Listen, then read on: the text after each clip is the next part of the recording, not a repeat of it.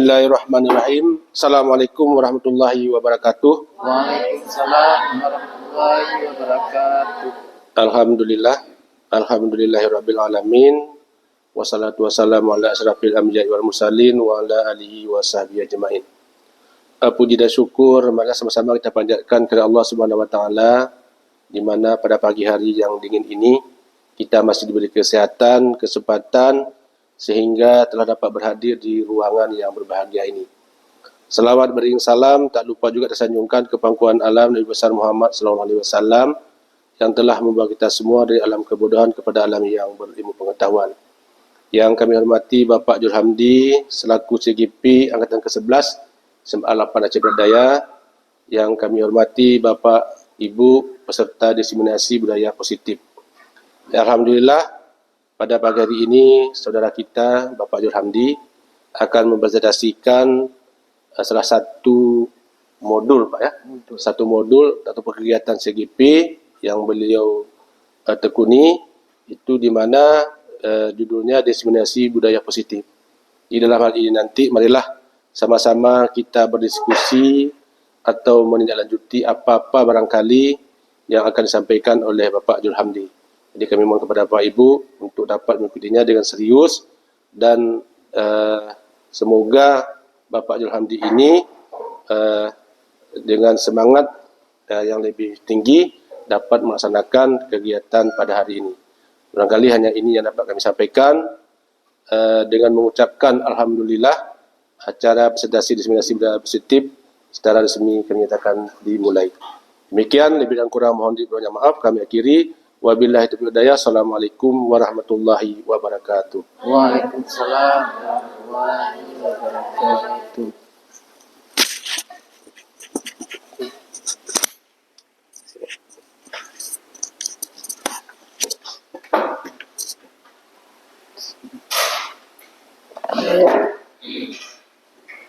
Assalamualaikum warahmatullahi wabarakatuh. Alhamdulillahirabbil alamin. Wassalatu wassalamu ala asyrafil anbiya'i wal mursalin wa ala alihi wa ashabihi ajmain.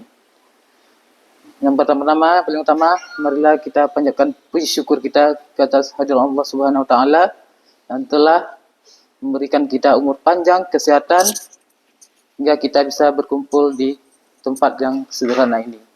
Dan tidak lupa beriring salam kita panjatkan ke atas Nabi besar Muhammad sallallahu alaihi wasallam yang telah membawa umatnya dari alam ke jahiliyah ke alam yang terang menderang yang seperti kita rasakan saat ini.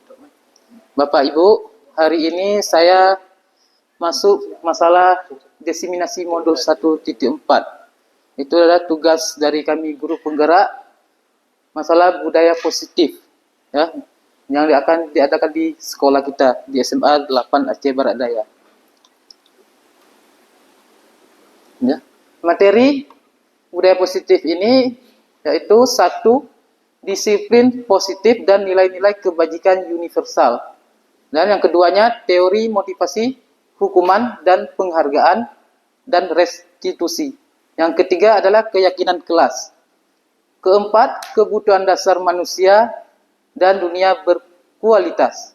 5, restitusi, 5 posisi kontrol. Dan yang terakhir, restitusi segitiga restitusi. Ya, itu materi dari budaya positif ini. Ya. Nah, yang ini disiplin positif. Ya, disiplin merupakan pengendalian diri secara individu. Nah, jika seorang tidak dapat mengendalikan diri, maka orang lain akan mengendalikan dirinya. Dengan kata lain, disiplin positif merupakan pengelolaan diri ke arah yang lebih baik dengan menerapkan prinsip-prinsip disiplin positif. Nah, guru dapat menciptakan lingkungan belajar yang positif, memperdayakan siswa, dan membantu mereka tumbuh menjadi individu yang sukses dan bahagia. Nah, itu disiplin positif.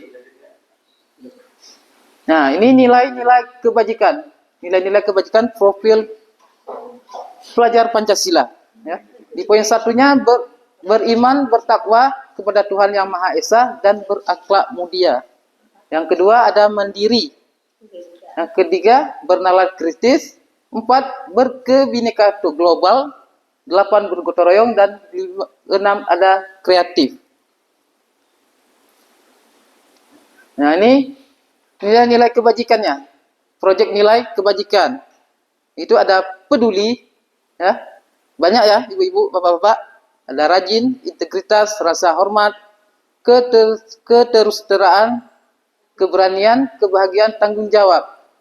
Juga ada kebersihan, kesantunan, keadilan, pengabdian, komitmen, kreatif, baik hati, bijaksana, belas kasih, semangat, kesediaan, bersyukur, percaya, kedermawanan, berprinsip, toleransi, belas kasih, kejujuran, bersahaja, percaya, bertujuan, dermawan, keteraturan, lurus hati, tenggang rasa, harga diri, kedamaian, ketegasan, juga ada gotong royong, rendah hati, keteguhan hati, dan pengertiannya. Nah, ini motivasi perilaku manusia. Nah, menurut Dan Gonsen dalam bukunya Restructuring School Discipline menyatakan ada 3 motivasi perilaku manusia. Ya, yang pertama, untuk menghindari ketidaknyamanan atau hukuman. Ya, dia menghindari ketidaknyamanan itu menghindari hukuman. Ya, yang kedua, untuk mendapatkan imbalan atau penghargaan dari orang lain. Nah, mendapatkan imbalan. Misal dia bekerja tapi dia mengharapkan imbalan. Ya. Yang ketiga, untuk menjadi orang yang mereka inginkan dan menghargai diri sendiri dengan nilai-nilai yang mereka percaya. Nah, ini untuk menghindari ketidaknyamanan atau hukuman. Ya. Ini adalah tingkat terendah dari motivasi perilaku manusia. Ya. Itu tingkat terendah dari manusia yang menghindari kenyamanan atau hukuman. Ya. Biasanya orang yang motivasi perilakunya untuk menghindari hukuman atau ketidaknyamanan akan bertanya, apa yang akan terjadi apabila saya tidak melakukannya? Bertanya dia, apa yang akan terjadi kalau saya tidak melakukannya? Nah, sebenarnya mereka sedang menghindari permasalahan yang mungkin muncul dari pengaruh pada mereka secara fisik, psikologis, maupun tidak terpenuhnya kebutuhan mereka. Bila mereka tidak melakukan tindakan tersebut, motivasi ini bersifat eksternal, di dalamnya eksternal. Nah, ini untuk mendapatkan imbalan atau penghargaan dari orang. Nah, satu tingkat di atas motivasi yang pertama, yang tadi. Nah, di sini orang berperilaku untuk mendapatkan imbalan atau penghargaan dari orang lain. Nah, orang dengan motivasi ini akan bertanya, apakah yang akan saya dapatkan apabila saya melakukannya? Nah, itu ada imbalan. Misalnya kita nanti ada bekerja, pasti kita tanya, berapa gaji saya? Apa imbalannya kalau saya melakukan ini? Nah, itu dari imbalan tadi ya. Imbalan atau penghargaan. Nah, penghargaan dari orang lain. Orang dengan motivasi ini akan bertanya tadi kan. Nah, mereka melakukan sebuah tindakan untuk mendapatkan pujian dari orang lain yang menurut mereka penting dan mereka letakkan dalam dunia berkualitas mereka. Mereka juga melakukan sesuatu untuk mendapatkan hadiah, pengakuan atau imbalan. Motivasi ini juga bersifat eksternal. Ya. Ada melakukan sesuatu, ada untuk dipuji, ada untuk dihargai, ada imbalan. Nah, ini untuk menjadi orang yang mereka inginkan dan menghargai diri sendiri dengan nilai-nilai yang mereka percaya. Orang dengan motivasi ini akan bertanya, akan menjadi orang yang seperti apa apabila saya melakukannya. Nah, dia sudah bertanya, sudah pemikiran, kalau saya melakukan jadi apa saya nanti? Ya. Mereka melakukan sesuatu karena nilai-nilai yang mereka yakini dan dihargai. Dan mereka melakukan karena mereka ingin menjadi orang yang melakukan nilai-nilai yang mereka yakini tersebut. Ini adalah motivasi yang membuat seseorang memiliki disiplin positif. Karena motivasi bersifat internal, bukan eksternal. Ya.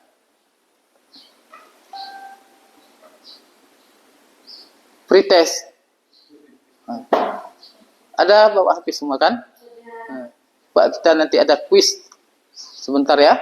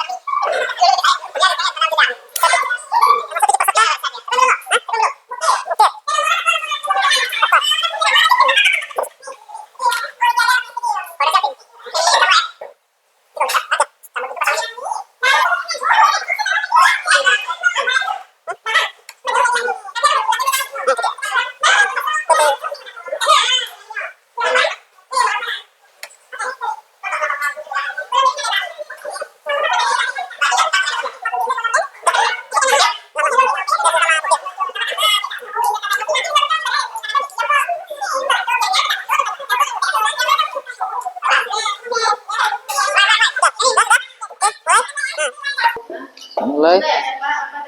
Oke. Nah, Dua, satu, go. Tekan dan sudah diaktif. Pada buat tadi. Berapa tahun aja? ya. Dulu. 10.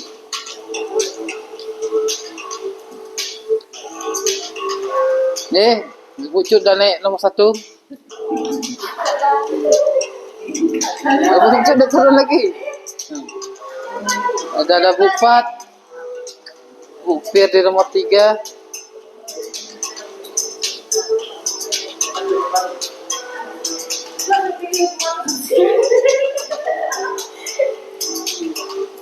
Nomor apa?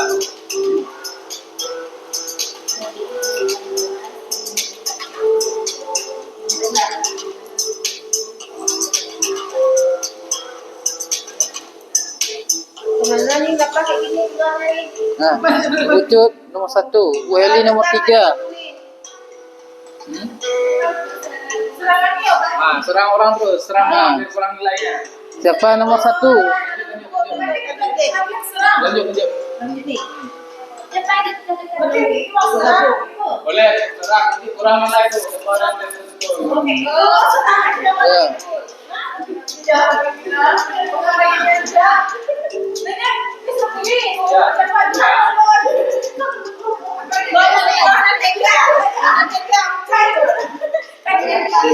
Akan atau diserang pun akan merah. Merah. Bu Heli dari ke atas. Nah, habis itu itu serangan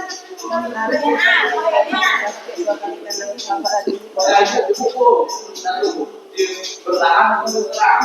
Dan kalau nilai, dia kalau nilai, memang bukir. Serang. Serang bukir. Nah, pukul tu. Ya, kampung nilai bukir. Boleh serang. Kalau mesti bertahan. Kalau tidak, kalau dikasih.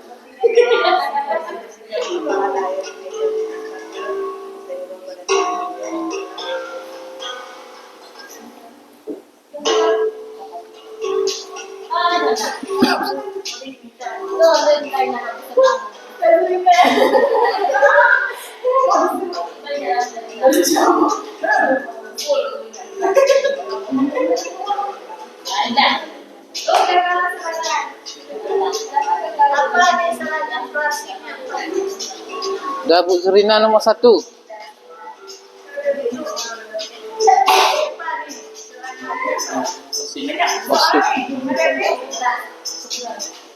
Apa? Apa ni pemukul luar? Apa tu? Maksudnya apa ni? Apa kita pukul ni? Apa ni baju? Maksudnya? Ni? Keluar ni? Ini main. Udah habis jawab. Udah habis jawab. Serang. Serang. Oh, serang. Serang. Biar kurang nilai orang tu. Oh, itu.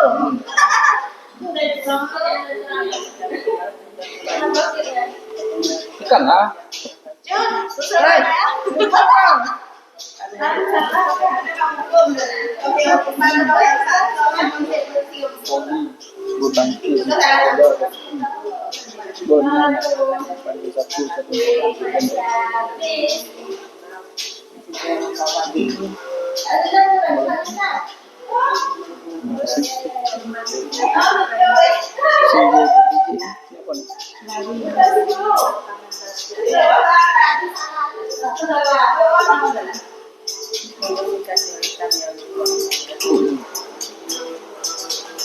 Ujian udah habis. Dah.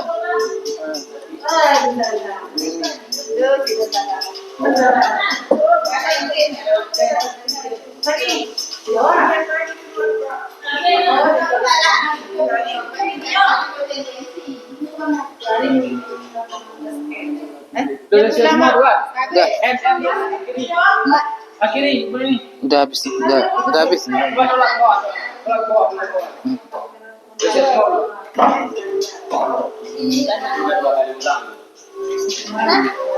Ini dah habis ni, maju. Ini dah habis. Kiri.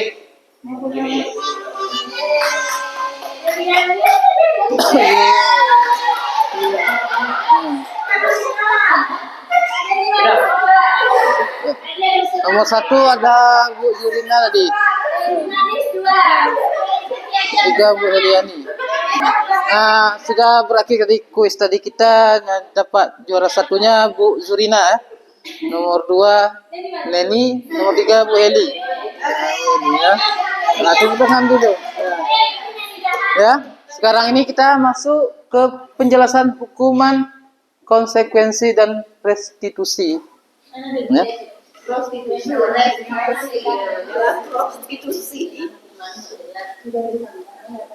Nah, ini dia ada identitas gagal dan ada identitas sukses. Nah, kalau masalahnya ada hukuman. Nah, di hukuman itu identitasnya itu ada sesuatu yang menyakitkan harus terjadi. Namanya hukuman, hukuman. Nah, kalau konsekuensi sesuatu harus terjadi. Ya, tidak ada kata menyakitkan ya. Nah, sesuatu harus terjadi dan di restitusi merupakan pilihan. Nah, dia kita kasih pilihan nanti, ada pilihannya. Nah, dan selanjutnya tidak nyaman untuk murid atau anak peserta didik kita ya, untuk jangka waktu panjang. Efeknya bisa jangka panjang.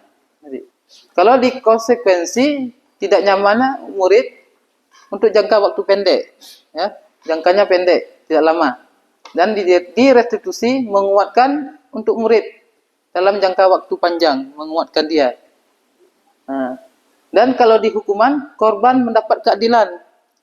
Nah, maksudnya korban mendapatkan keadilan itu, misalnya anak yang diganggu itu dapat keadilan karena kita menghukum anak yang melakukan tadi kan, melakukan apa tadi. Nah, kalau di sini korban bisa diabaikan. Kalau di konsekuensi, kalau di restitusi, korban mendapatkan ganti. Contohnya nanti kayak dia bersendagura di berkelahi, robek bajunya, robek. Tapi mendapat ganti itu dijahit lagi nanti bajunya itu ya. Nah, murid anak akan tersakiti. Nah, itu pasti. Karena ada hukuman.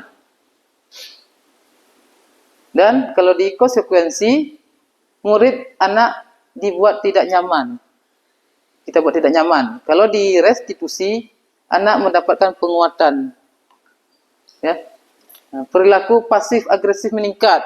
Biasanya kalau anak kita yang hukum baru bukan sadar, makin lama makin bandel dia. Ya. Makin dia bertingkah.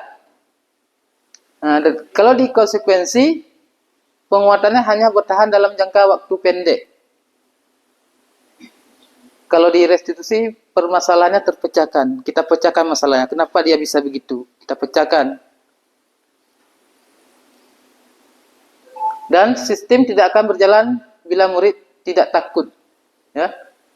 Ada anak yang sering kita hukum, kalau terbiasa kita hukum, dia tidak takut lagi. Itu tidak akan jalan lagi dia, sistemnya. Dan di konsekuensi, memerlukan monitoring dan supervisi terus-menerus dari guru. Kalau di restitusi, murid belajar bertanggung jawab untuk perilakunya. Nah, kita yakini dia harus ada tanggung jawabnya. Ya. Kalau di hukuman lagi, berlaku hanya pada sebuah institusi, tidak berlanjut pada kehidupan nyata. Jadi kalau di sekolah aja dia. Ya, hukumannya di sekolah, kalau di luar enggak. Kalau dia mau buat apa nanti di luar enggak ada lagi kan, karena dia hukumannya di sekolah. Dan kalau di konsekuensi membuat penerapan mengikuti peraturan dalam masyarakat. Nah, di masyarakat dia ada juga nanti. Kalau di restitusi, fokus pada pemecahan masalah dalam jangka waktu panjang. Kita pecahkan masalahnya. Kenapa dia bisa begitu?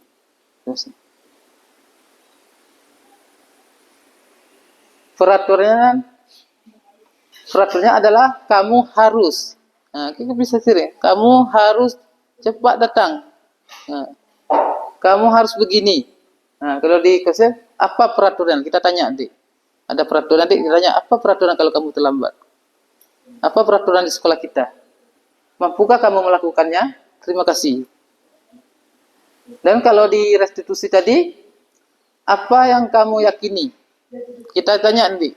Itu nanti keyakinan kelas dia. Apa yang kamu yakini? Apa yang bisa kamu lakukan untuk memperbaiki masalah? Kita kasih dia berpikir dulu.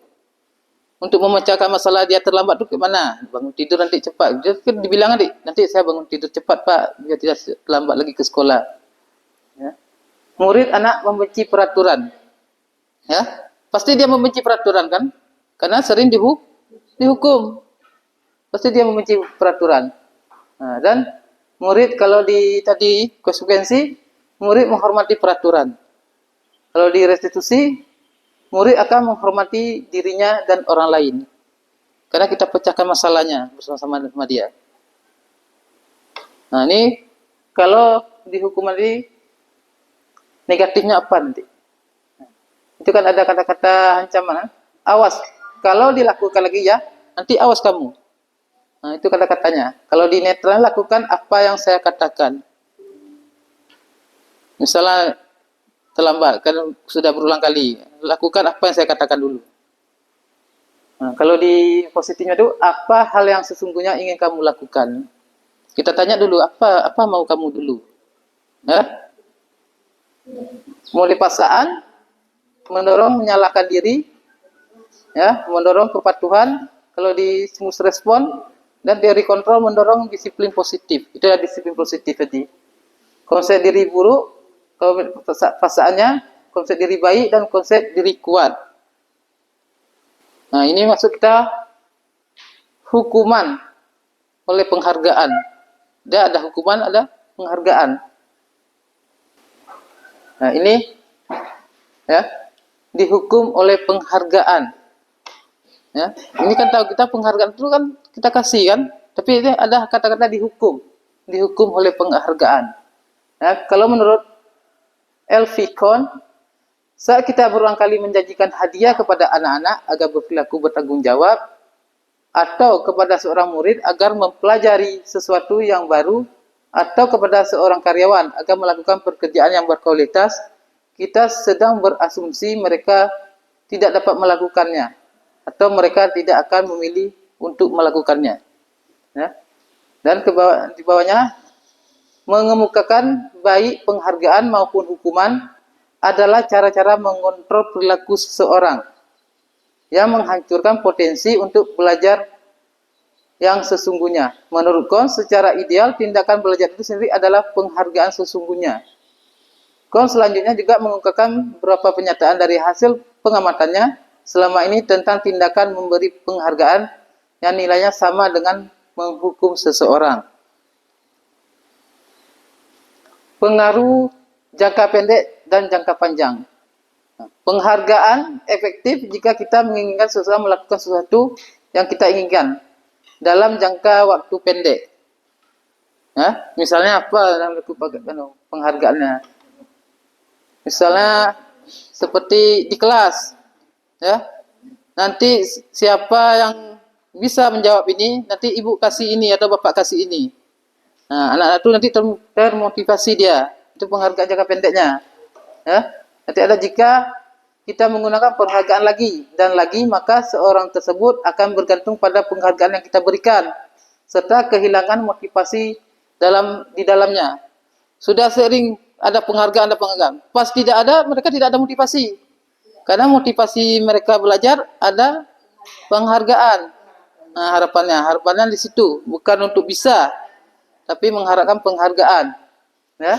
Dan selanjutnya, jika kita mendapatkan penghargaan untuk melakukan sesuatu yang baik, maka selain kita senantiasa berharap mendapatkan penghargaan tersebut, lagi kita pun tidak menyadari tindakan baiknya.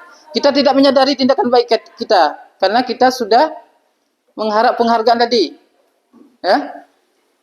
Padahal itu baik kita lakukan, tapi kita hanya mengharapkan penghargaan. Penghargaan tidak efektif. Suatu penghargaan adalah suatu benda atau peristiwa yang diinginkan, yang dibuat dengan persyaratan. Hanya jika Anda melakukan hal ini, maka Anda akan mendapatkan penghargaan yang diinginkan. Ya, selanjutnya, jika saya mengharapkan suatu penghargaan dan tidak mendapatkannya, maka saya akan kecewa dan berkecil hati. Serta kemungkinan lain kali saya tidak akan berusaha sekeras sebelumnya. Kan ada kan pemikirannya, hari ini ada penghargaan, dikasih. Besoknya nggak ada. Nanti anak itu berpikir besoknya lagi nggak lagi dia mau, karena nggak ada lagi penghargaan. Ya. Dan selanjutnya, jika kita memberikan seseorang suatu penghargaan untuk melakukan sesuatu, maka kita harus menerus memberi penghargaan itu. Jika kita ingin orang tersebut menerus perilaku yang kita inginkan, berarti penghargaan itu udah wajib, harus ada timbal baliknya.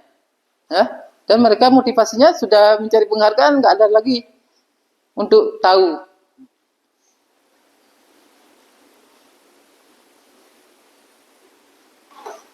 Nah, selanjutnya, orang berusaha berhenti merokok atau orang berusaha diet, menguruskan badan, bila diberikan penghargaan hampir pasti tidak berhasil.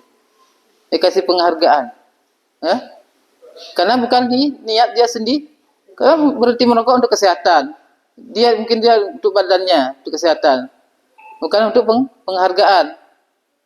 Penghargaan merusak hubungan. Nah, ini sering kita lihat penghargaan merusak hubungan.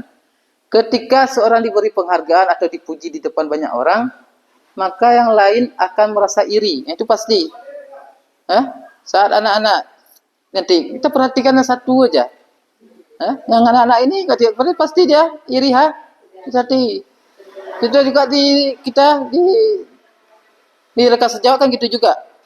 Ya kan? Nanti contoh kepala sekolah, kalau ini dilihatnya, kalau ini enggak, pasti kita juga ada iri hati. Nah, itu juga. Itu bisa merusak hubungan. Merasa iri dan sebagainya, dan mereka tidak akan menyukai orang yang diberi penghargaan. Pasti kawannya tidak menyukai kawan yang diberi penghargaan. Nah, selanjutnya jika seorang guru sering memberi penghargaan kepada murid-murid, besar kemungkinan murid-murid termotivasi hanya untuk menyenangkan gurunya. Mereka tidak akan bersikap jujur kepada guru tersebut. Dia targetnya harus jujur, harus menyenangkan gurunya aja. Mau hasilnya dari mana dia ambil, itu nggak peduli dia. Yang penting gurunya senang. Mau dia mencutik kawannya, ya. Dan penghargaan menciptakan persaingan dalam kelas. Dan persaingan menciptakan kecemasan. Nah, biasanya ada tuh persaingan-persaingan. Jadi anak-anak ini ranking 1, ranking 2, nih ranking 2-nya kemana? Menciptakan kecemasan nanti. Dan mereka yang percaya bahwa mereka tidak memiliki kesempatan untuk mendapatkan penghargaan akan berhenti mencoba.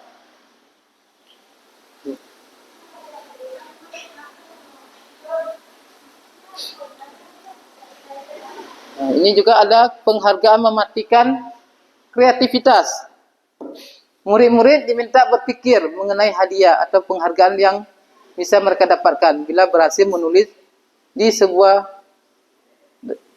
puisi. Ya. Mereka bukan kreativitas lagi dipikirnya tapi untuk mendapatkan hadiah. Bukan memikirkan bagaimana dia kreatif menciptakan sebuah puisi. Ya. Dan juga penelitian menunjukkan bahwa pekerjaan seni atau sebuah penulisan cerita menjadi kurang kreatif bila dijanjikan sebuah hadiah, penghargaan. Dia buat cerita, tapi dia bukan masalah imajinasinya membuat ide cerita lagi, tapi yang dibayangkan hadiah tadi. Ya. Penghargaan menghukum. Ya. Penghargaan menghukum mereka yang tidak mendapatkan penghargaan, misalnya dalam sistem ranking, mereka mendapat ranking kedua akan merasa paling dihukum. Ya, kecewa dengan diri sendiri. Mungkin semester 1 kemarin dapat ranking 1, ini ranking 2. Ya. Itu dia kecewa, itu penghargaan menghukum. Memberi penghargaan dan hukuman adalah hal yang sama. Ya, sama itu, memberi hukuman dan penghargaan. Karena keduanya mencoba mengendalikan perilaku seorang. Kita mengendalikan anak itu. Dari dihukum kita kendalikan anak itu, beri penghargaan juga mengendalikan anak. Nah, ini kita masuk ke keyakinan kelas. Keyakinan kelas atau sekolah. Dalam mewujudkan keyakinan kelas, seorang perlu dipahami mengenai nilai-nilai kebajikan universal. Setelah murid memahami nilai-nilai kebajikan universal tersebut, murid dapat memperhatikan dan mencoba mengenai peraturan yang sudah ditetapkan di kelas. Kemudian, setelah memperhatikan peraturan sekolah, baru murid melakukan telaah mengenai peraturan dan nilai kebijakan tersebut. Setelah itu baru terciptanya keyakinan kelas atau sekolah yang telah disepakati. Mengapa dikatakan keyakinan bukan peraturan? Karena peraturan biasanya dibuat guru nanti, guru sama kepala sekolah. Ya, kita yang buat. Dan yang menjalaninya, yang mengikutinya ya murid. Itu dikatakan peraturan. Ya, sedangkan keyakinan diformalisasikan bersama oleh seluruh anggota kelas dan sekolah, termasuk guru dan siswa, melalui proses diskusi dan kesepakatan. Kalau keyakinan kelas itu kita buat. Nanti kita kumpulkan murid, ya, kita diskusikan apa yang harus kita buat keyakinan kelas kita ini. Nanti kita buat. Dilarang terlambat masuk kelas gitu nanti. Nanti apalagi semuanya dilarang merokok.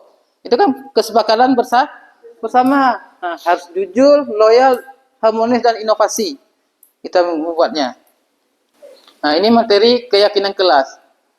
Nah, ini pembentukan keyakinan kelas. Keyakinan kelas bersifat lebih abstrak daripada peraturannya yang lebih rinci dan konkret. Keyakinan kelas berupa pernyataan-pernyataan universal. Pernyataan keyakinan kelas senantiasa dibuat dalam bentuk positif. Keyakinan kelas hendaknya tidak terlalu banyak sehingga mudah diingat dan dipahami semua warga kelas. Keyakinan kelas sebaiknya sesuatu yang dapat diterapkan di lingkungan tersebut. Semua warga kelas hendaknya ikut berkontribusi dalam pembuatan keyakinan kelas lewat kegiatan curah pendapat. Bersedia meninjau kembali keyakinan kelas pada waktu ke waktu. Nanti kalau ada anak yang membuat nanti ada melanggar, nanti kita apa keyakinan kelas yang kita buat. Nah, kita bawa ke situ nanti. Karena keyakinan kelas itu dibuat bersama-sama murid, sama-sama murid kita buat keyakinan kelas.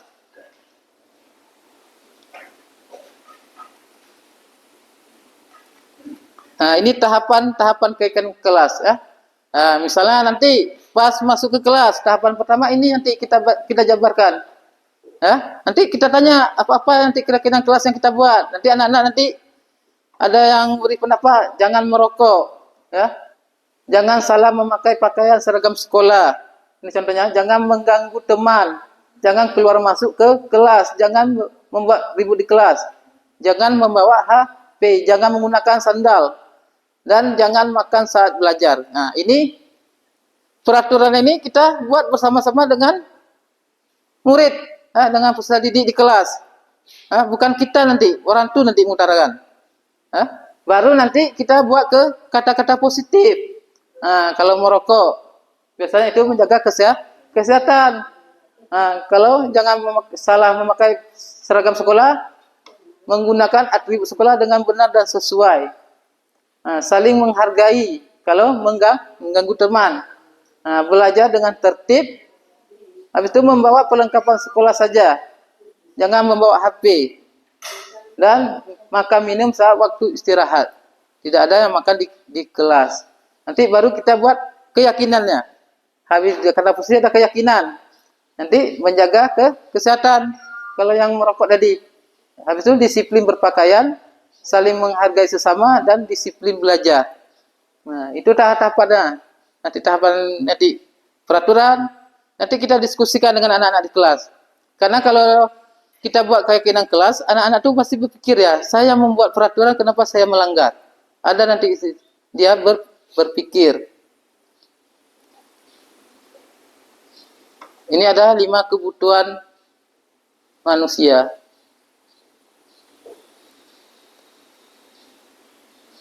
Nah, ini 5 kebutuhan dasar manusia. Seluruh tindakan manusia memiliki tujuan tertentu. Semua yang akan dilakukan adalah usaha terbaik kita untuk mendapatkan apa yang kita inginkan. Ketika kita mendapatkan apa yang kita inginkan, sebetulnya saat itu kita sedang memenuhi satu atau lebih dari satu kebutuhan dasar kita, yaitu kebutuhan untuk bertahan hidup, survival, kasih sayang dan rasa terima, love and belonging, kebebasan, freedom, kesenangan, fun, dan penguasaan, power. Ketika seorang murid melakukan suatu perbuatan yang bertentangan dengan nilai-nilai kebajikan, akan melanggar peraturan. Hal itu sebenarnya dikarenakan mereka gagal memenuhi kebutuhan dasar mereka. Untuk lebih jelas, mari kita lihat. Ini diagramnya. Penguasaan tadi ya, bertahan hidup. Nah, ini ada kebutuhan bertahan hidup. Ya. Kebutuhan bertahan hidup adalah kebutuhan yang bersifat fisiologis untuk bertahan hidup, misalnya kesehatan, rumah dan makanan. Ada kebutuhan biologis sebagai bagian proses reproduksi termasuk kebutuhan hidup. Ya. Ini ada dalam kasus ini, ada kasus si Doni. Jawaban Doni ditanya oleh Ibu Ammar adalah karena dia lapar. Dia membawa bekal makan siang, maka kebutuhan dasarnya sedang berusaha memenuhi kebutuhan untuk hidup. Dia bawa bekal makan ya. Nah, itu dia memenuhi kebutuhan hidupnya. Kan ada anak-anak kita kan bawa bekal. Nah, juga ada kasih sayang dan rasa diterima. Nah, kebutuhan ini ada 3 kebutuhan berikutnya adalah kebutuhan psikologis. Kebutuhan ini disayangi dan diterima, meliputi kebutuhan akan hubungan dan koneksi sosial.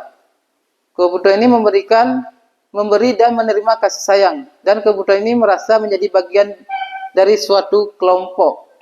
Kebutuhan ini juga meliputi keinginan untuk hidup, terhubung dengan orang lain. Anak-anak yang memiliki kebutuhan dasar kasih sayang ini dan rasa diterima yang tinggi biasanya ingin disukai dan diterima oleh lingkungannya. Mereka akrab dengan orang tua, biasanya mereka belajar karena suka pada gurunya. Bagi mereka teman sebaya sangatlah penting. Nah, jadi juga ada kasus nih, kasus anak ya. Dalam kasus ini apabila Doni menjawab bahwa alasannya mengambil bekal temannya. Ya, dia mengambil, ada kasus anak mengambil makanan kawannya ya, si Doni ini. Merasa senang dia. Dia merasa senang temannya jadi perhatian. Ketika temannya melapor tindakan itu pada gurunya dan gurunya memberitahu kepada orang tuanya sehingga orang tuanya jadi perhatian sama dia. Dia mencari perhatian dari situ. Ya. Dari melakukan sesuatu agar dia diperhatikan. Dan juga ada penguasaan. Penguasaan ini kebutuhan pengakuan dan kemampuan. Ya, kebutuhan ini berhubungan dengan kekuatan untuk mencapai sesuatu. Menjadi kompeten, menjadi terampil, diakui dan prestasi dan keterampilan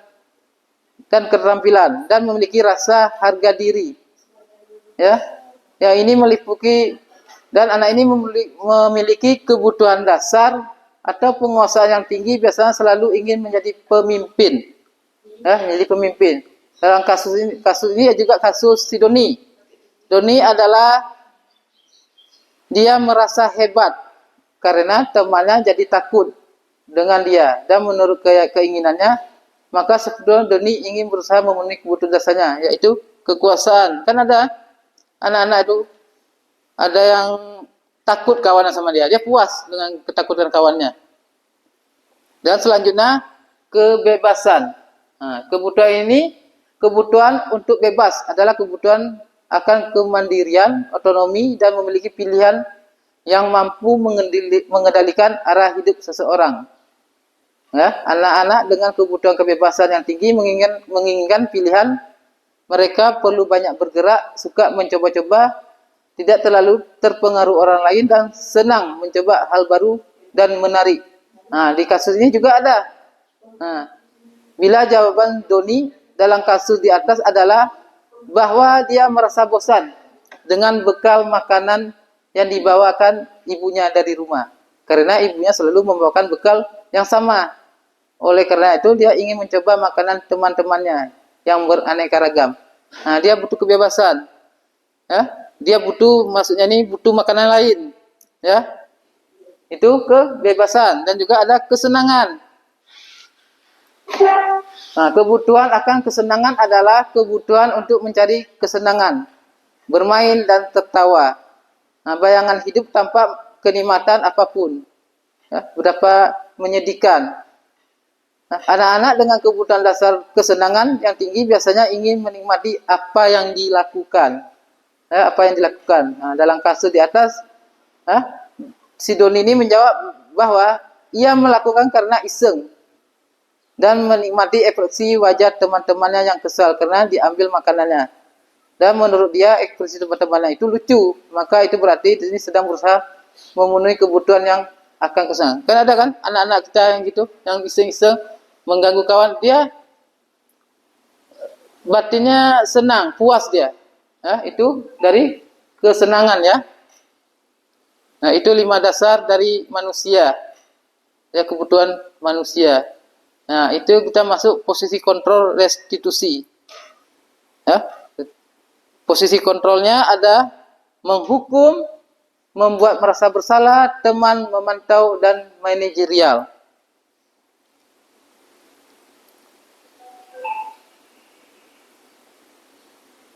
Ini fungsi kontrolnya ya. Ini menghukum, ya. Ini guru berbuat, menghardik, menunjuk-nunjuk dan menyakiti, menyindir, itu cara menghukum, ya. Membuat orang merasa bersalah itu berceramah, ya, menunjukkan kekecewaan, ya. Itu membuat merasa bersalah.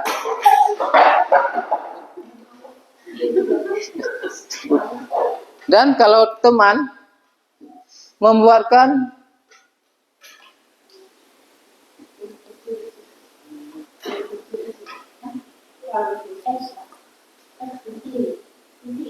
ya, kalau teman membuatkan alasan-alasan untuk murid-muridnya. Kalau pemantau menghitung dan mengukur. Kalau manajer mengajukan pertanyaan dan pertanyaan.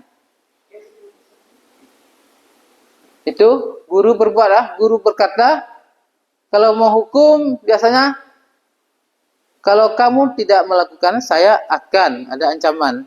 Ya. Kalau kamu tidak melakukan, ada hukumannya. Kalau membuat orang merasa bersalah, kamu sudah mengecewakan saya. Kamu sering kita buat gitu. Nah, kamu sudah membuat malu. Apalagi ini wali kelas, sering gitu kan. Ibu kecewa sama kamu. Dan kalau teman lakukan untuk bapak, ya sudah nanti bapak ibu bantu. Nah itu. Coba lakukan, pasti kamu bisa itu melakukan teman. Kalau di pemantau, apa peraturannya? Kita tanya lagi apa peraturannya.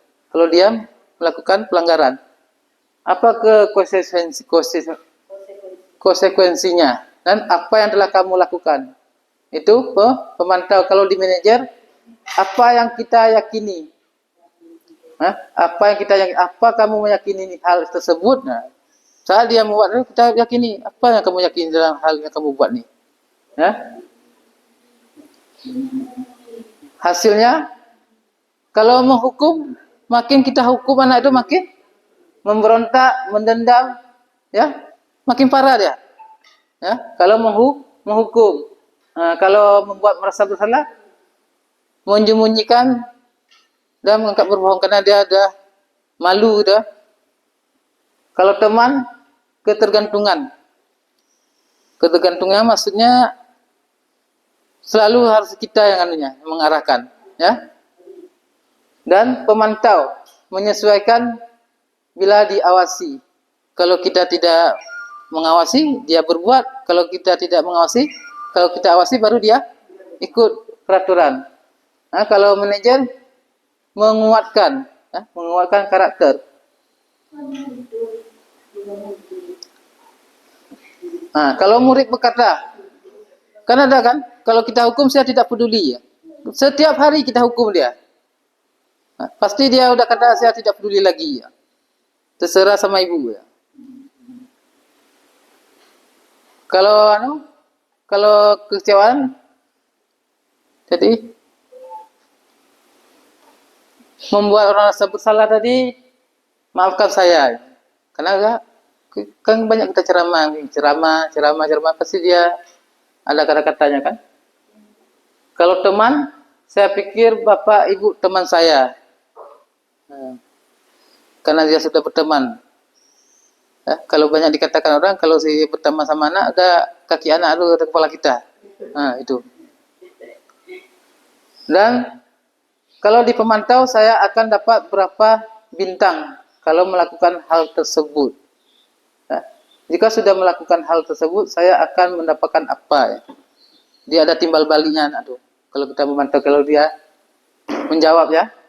Nah, kalau di manajer, bagaimana caranya agar saya bisa memperbaiki keadaan? Saya akan memperbaiki masalah ini dengan apa nanti dia?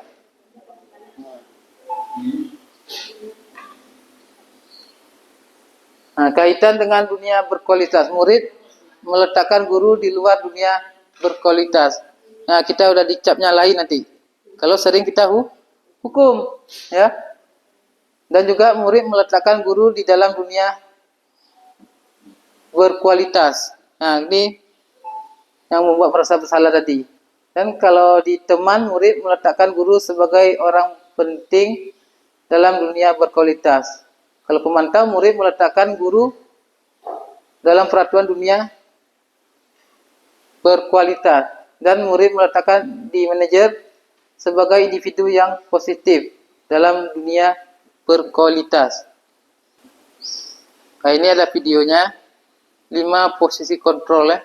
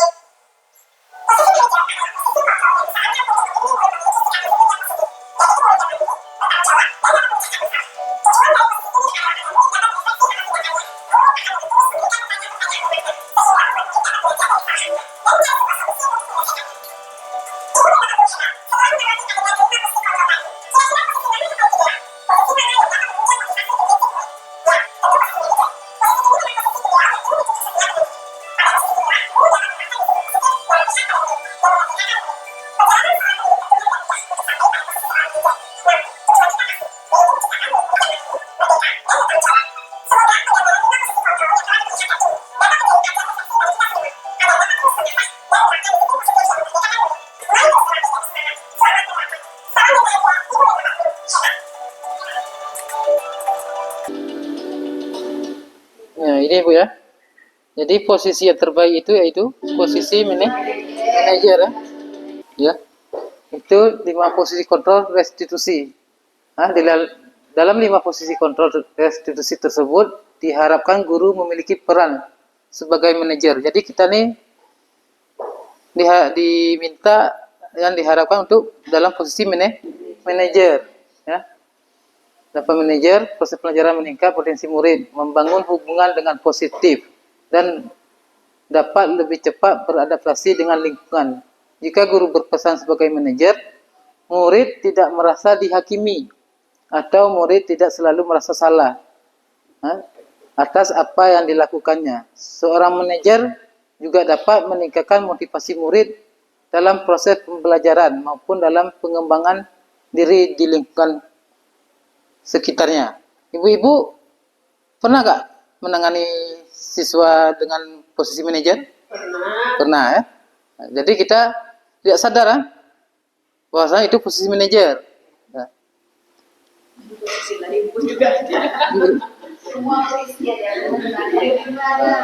Dan ini kita masuk segitiga restitusi, itu posisi manajer tadi ya. Nah, ada 3 tahapan dalam segitiga restitusi.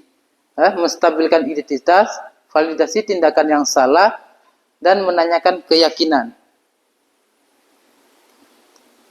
Nah, ini menstabilkan identitas. Menstabilkan identitas merupakan bagian dari dasar dari segitiga. Bertujuan untuk mengubah identitas anak dari orang yang gagal karena melakukan kesalahan menjadi orang yang sukses. Anak yang melanggar peraturan karena sedari mencari perhatian adalah anak yang sedang mengalami kegagalan. Ya, menstabilkan identitas.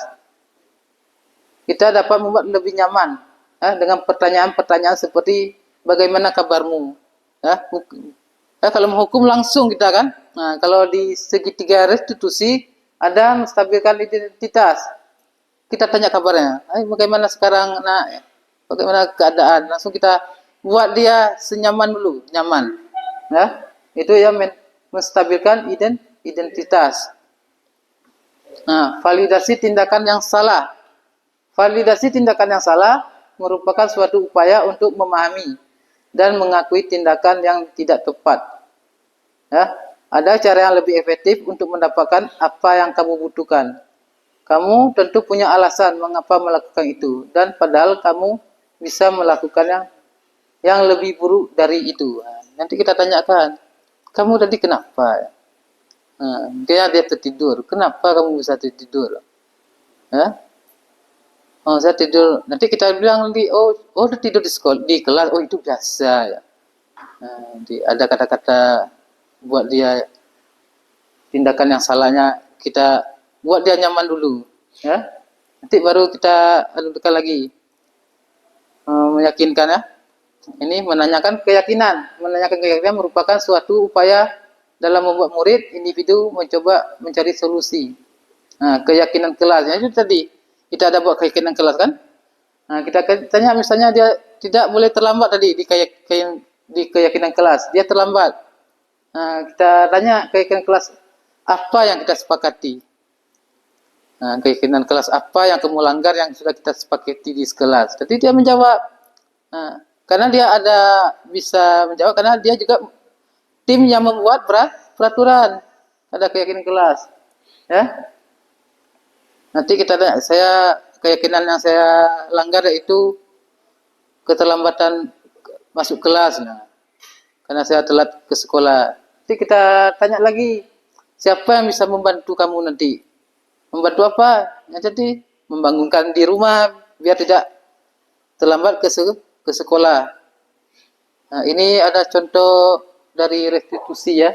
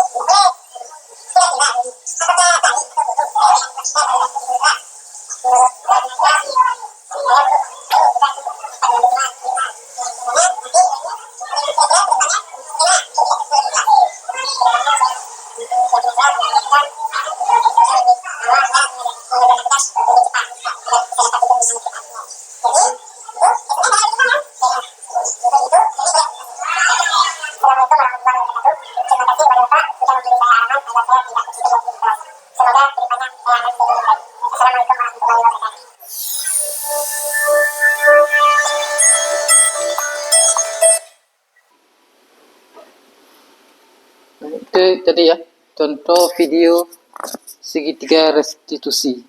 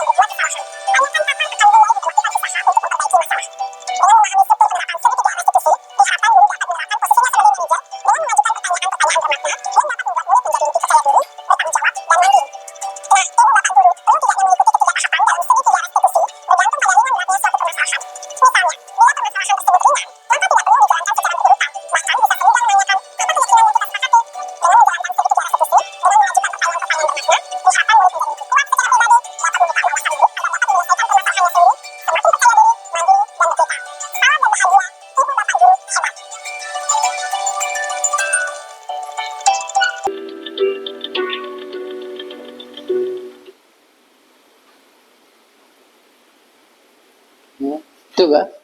Nah, segitiga restitusi tadi, ya. Jadi yang Bunda harapkan, misalnya kita bisa membuat keyakinan kelas, ya. Keyakinan kelas untuk cara menangani anak-anaknya gimana caranya, manajer tadi kan, manajer dan juga segitiga restitusi. Nah, kita coba dulu, kita coba sama kepada anak-anak kita.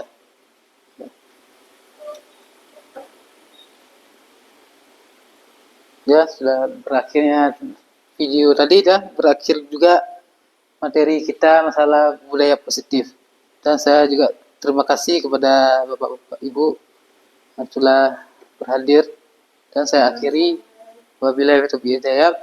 Assalamualaikum warahmatullahi wabarakatuh. Waalaikumsalam warahmatullahi wabarakatuh.